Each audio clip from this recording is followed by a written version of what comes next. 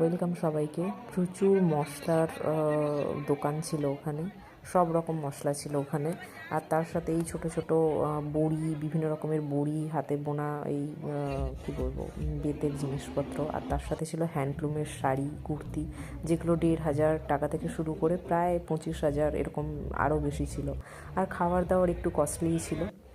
চিংড়ি মাছের যে আমরা এইটা নিয়েছিলাম, ফ্রাইটা নিয়েছিলাম, ওইগুলো পার পিস 60 টাকা পড়েছিল। আর মালপোয়া যেটা ছিল সেগুলো আমাদের বাড়িতে যেগুলো ভাজা হয় শক্ত, তাকে যদি মিষ্টি রসে তুমি চুবিয়ে রাখো যেমন খেতে হবে সেরকমই। আর আর ছিল একটা মাটন, আর না ধোসার একটা কিছু রুটি টাইপের ছিল, সেটার সাথে বেশ ভালো লাগছিলো কম্বিনেশনটা। খাবার দাবার একটু কস্টলি ছিল, এর বাইরে বাকি তো ভালোই ছিল। প্রচুর অপশান ছিল জিনিসপত্র কেনার, কিন্তু কস্টলি ছিল। যাই হোক, এরপরে আমরা দেখাতে থাকবো ওখানে কি কি ছিল আর কিভাবে অনুষ্ঠান হতো।